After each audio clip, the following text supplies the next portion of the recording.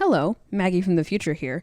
If you didn't check out part 1 of this 3-part series, Cam and I recorded a big boy episode on all 3 of these Insidious movies. Insidious 1, Insidious Chapter 2, and the latest film, Insidious The Red Door. So if you haven't heard us talk about the first Insidious movie yet, you should probably do that before you listen to this episode. Just a heads up. Enjoy.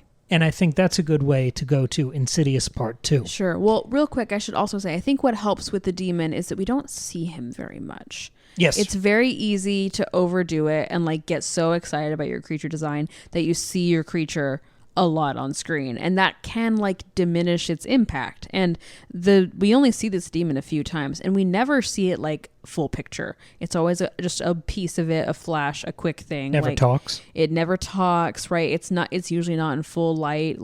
So I think that helps quite a lot. Restraint. Well. There's a lot of restraint. Yeah. Even in such an over the top movie. Yeah. That keeps it grounded. It's just like flamboyant, over the top villain, but you only see him every now and then. And I think that's true with all the best horror movies. And usually the sequel way overexposes. Yes, because they're like, oh, everybody loved the lipstick demon, so let's like put him in every scene. And you're like, no, you see him all the time. You'll learn about him. You demystify him. You almost get bored of him. He's way more violent. So Insidious Chapter 2. It doesn't do that at all. The lipstick demon isn't even there. He's not even in it, which is disappointing in some ways. But I think this works totally great. I think it's ballsy and pretty incredible. But yeah, Insidious Chapter 2 is maybe the most impressive of this series for me. Because it's a sequel. Sequels are hard. Horror sequels are really hard. Yeah. And I think this does it beautifully because it doesn't even feel like a sequel. It is truly a part 2, chapter 2. It's a true achievement because part 1, like you said, is complete. It's a totally satisfying, feels like it's standalone movie. Yeah, it ends on something of a cliffhanger, you could call it, but it's in the way that a lot of horror movies end on this like, ooh, what could happen next sort of thing. But like The Godfather, once you've seen part 2, they become one movie. Yeah, you can't like watch Insidious, the first one, and like having seen the second one and like not also rewatch the second one. They melt into one movie. We watched them this time around. I think not in the same night, but like 2 nights in a row. Right, and that's because Insidious Part 2, and this is my opinion, but I'm also completely right. Is the most... Objectively, I'm right. I mean, I'm sure you'll agree with me, and you're the only one here. Oh, great. It's the most immediate, direct, and enriching sequel probably ever made. It complicates and resolves everything that was so fascinating in part 1, while boldly dropping all of the bits that felt the most complete there. Yeah. It doesn't run everything back for a second time of, oh, Michael Myers was cool, let's put him in every scene and have way more kills and they're way more bloody. And it doesn't do that like easy recalibration that most horror sequels go for. Yeah, it's not just the first one times 10. No lipstick demon at all. No. And instead we're exploring what the story would dictate is what's left from part 1. Yeah. What the next thing is, what you want to flesh out to complete the arc of these people, or so we thought for so many years. We explore Josh's childhood. We explore the roots of his association with demons and the further, and we dig deeper into all of our returning characters and introduce maybe one new one. Yeah. Carl. Oh, sure. Yeah. But he's a great addition. Oh, sure. Especially because at this point, Elise is dead. And so she can't be in the movie. So you need somebody else until they go to the further. This franchise has my dream scenario, my dream formula for sequels. You pick something that was interesting, but you could scratch at more from the first movie. You try not to add anyone new, or if you do, they're great and minimal. And minimal, yes. But you really focus on one thing that you want to explore, and you just crowbar it open. Yeah, because the worst thing is when a sequel makes the first movie or book or whatever property makes it feel incomplete. It makes it feel like it messes it up. Like if we spent time like re-examining Dalton in part 2, I feel like it would undo everything we did with Dalton in part 1. And it almost is trying to like correct the first one. And I really hate when sequels do that. It's curious. There's a curiosity and confidence to this sequel. What are Specs and Tucker like without their mentor? What do they do? Do they get Yeah. along? Can they Yeah. continue that work? You see them try and it's awkward and You see Renee isolated with the ramifications of how part 1 ended. You Yes. chase that down. you see Patrick Wilson going through it. Sure, you get the backstory for Lorraine. Yeah, which is great. How was she used to this? Right, because she's like she's only kind of a part of the first one. I mean, we know that she knows Elise. Like that's kind of her main role in the first one is that she brings in Elise, and where there's a little hint that there's something from Josh's childhood, but we don't really know. And so so it's just digging deeper into these things that have only been vaguely explored so far. Right, it's so tactful. Even the use of Elise, who became the sort of franchise lead, she's used so smartly and with such restraint in part 2, where she becomes our tangible foothold into the further. Right. But we don't need to resurrect her. Right. But what's also good is that like we're going in these new directions not because we like ran out of plot and story for our other characters. It's just those things were complete, and so we don't need to re-examine them. It's the confidence. Yeah. The curiosity and the confidence. Because it's not the same as like when like a TV series like runs out of plot, like, oh, let's explore this side character for 3 episodes. Let's do it again with a different character. Yeah. Pretty Like, Little Liars. oh, God. But to return... I can't wait to do our retrospective Pretty Little Liars episode. It's 7 seasons, it's gonna 1 be episode. something else. To return to that phrase from the start of this discussion, economic storytelling, we have to go back there because the doubling in this film is remarkable. They almost were folding back the entire first film in the locations that this movie explores, in the haunted physical world and the eerie further world. You see in flashbacks young Lorraine. You see Josh and real-time Renee. It does that Godfather 2 thing of balancing out the characters. It's very good. But the places you go back to multiple times, you go to a location and then you hit it again in the further. That's that concept I'm calling doubling here. We have Lorraine's house, which we see in flashbacks with young Lorraine and Josh. Then you see it in real time because the whole family's moved in there. And then you see it again, almost triple dipping here. You see it later on in the further. Yes. So from the economic perspective, you've got one set that you're using for 3 different sequences and timelines. And not only is that efficient, but it creates this incredible investment and enrichment in these locations where you feel not only comfortable there, but you feel like you have a history there.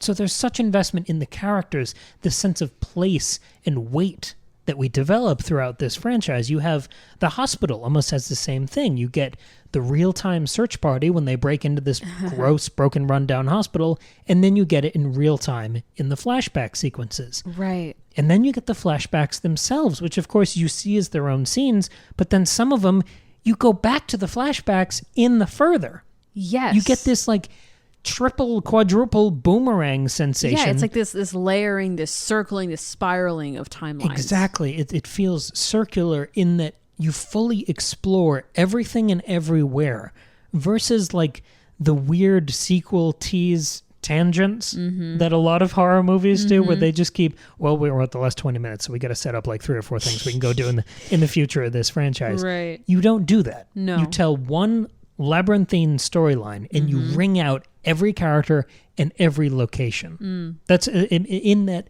it feels inseparable from the first movie. What a crazy thing 3 years later for a movie to feel that essential to the first one when the first one felt complete. I know, it's so special. And I love the way that not only is this like, because a lot of the times the way that you judge a horror sequel is, well, was it as scary as the first one? It totally was. But not only are the scares just as effective and good, they're like rewarding and they're meaningful to the story. They're not just scary to be scary. I mean, the first one's like that too, but you really notice it in the second one. Like the biggest example I can think of is the piano playing. Yes. Where it's the revelation is that it's Josh in the further trying to reach out to Renee. So it's not a creepy ghost trying to freak her out. It's like a sweet good thing. And that's such an interesting way to once that story is rounded out, I think it works really well. It's one of the most beautiful moments of writing I think I've ever seen, because it has that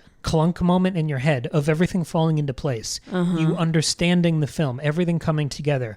But it's also just incredibly touching. Well, and it pays off even more because you have the moment in the middle where possessed Josh doesn't recognize the song. And that's when Renee realizes it's not him and something's wrong. It's perfect. I can't say enough good things about Leigh Whannell. As much as I adore James Wan, my heart is with Leigh Whannell's scripts in this franchise. Yeah, the scripts are so good. But the last part of this movie that is doubled, that we see from all of these different angles, that we tread again and again in all of these different contexts. It's not a house. It's not a freaky hospital or Lorraine's house or the flashbacks themselves.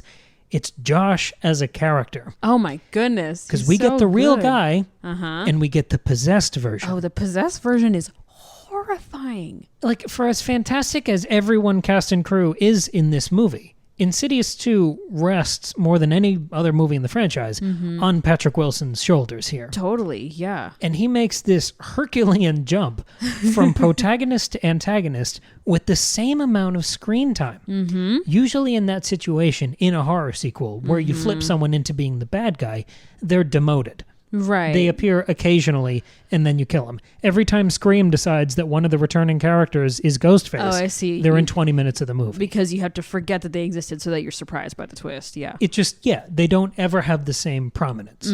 But for Patrick Wilson to make that jump, and for it to still totally work for the character, the acting that he's doing, obviously it's Patrick Wilson being Josh Lambert, but he's also doing this mask-slipping impression of himself right, as the possessed version of Josh.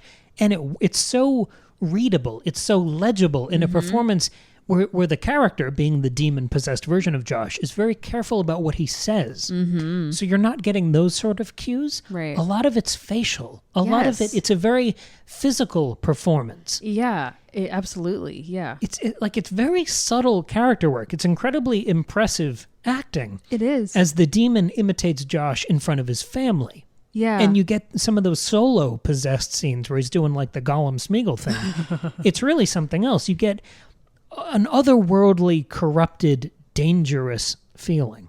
And it's accented by the makeup. I was going to say, like, the makeup is doing a lot of work there and, like, making him look sickly and weird and off. But his acting, like, especially in his face, like, I'm thinking of the scene where he's talking to, not Clark, what's his name? Carl. And he, like, just gives him that really weird, freaky smile when he's, his like, hand behind when his he's got back. the knife behind his back. Like, that's a terrifying scene. And, like, when we watched this, I'd seen it before, and I knew that he was really the demon guy and that he was gonna go bad, but I was still like, like, Carl, run away! Like, I was so unnerved by just the way he's able to make his face, like, his facial expression look so unnerving. Good horror movies are spoiler-proof. In the same way that they are lethal on a rewatch. And I see what these you mean. Yeah. these hit every time. Absolutely. Yeah. And as the demon declines and rots in Josh's body, the movie does something that I just can't believe it works so well, because I'm making these comparisons to The Godfather or Hill House or some of the forebears or things in the immediate past or future from when this was released. But this film slips into The Shining territory. Oh, yeah. With the way Josh turns. Yes, and then he's chasing his family around the house with a baseball bat. Yeah. Exactly. You've got these malignant supernatural forces. You're locked in this weird old-timey house that so much of the movie is set in and shot from these weird angles with these weird colors. You feel so uncomfortable and trapped in this palatial, unreal, swimming in unreality sort of location. And then you've got this armed father chasing down the family. And like The Shining, that descent into madness is harrowing and gradual. Yeah. Because you care what happens to the family. Well, exactly, yeah. And I'm also now kind of like connecting the moment where Renee realizes that he doesn't recognize the song is sort of, it's reminding me of when Wendy looks at the typewriter and sees the repeating phrases. So I'm drawing connections there. That's fun. Insidious Parts 1 and 2 are one collective movie. But yeah, they're also... They totally are. Yeah, they're one movie. One 4-hour movie. Yeah, it's one 4-hour masterpiece. In the same way, The Godfather Part 1 and 2 was re-edited to be a miniseries. Oh. That was called like The Godfather Saga that aired on TV. That's pretty It's hard cool. to find now, but yeah, it was a big thing at the time. I think it's also the crown jewel in the James Wan Leigh Whannell collaborations. Definitely. And it's maybe the greatest 1-2 punch in the horror genre. It is, and it's so good, like, even though it's, it's not that old, it's like the first movie is only 13 years old at this point, they feel so much like classic horror, like classic haunted house horror, even though they're doing a lot of cool, interesting things with it. Like if I'm like in the mood to watch a haunted house horror, I feel like Insidious is a great go-to. You know what I mean? Yes. Like it's just like it checks all the boxes, it scratches all the itches, it's fun, it's scary, it's goofy, it's got a great story, great script, it looks great, like really fun horror score, like it just checks all the boxes. They're both a good one. They're good. And now we get to move on to Insidious the Red Door. All right, it's Cam from the future now. That was our discussion of Insidious Chapter 2. For the final part in this sweeping marathon discussion of the Lambert Family Saga in the Insidious series, come back tomorrow for our episode on the latest film in the franchise, the big finale, Insidious the Red Door. Thank you for listening, and we'll see you there.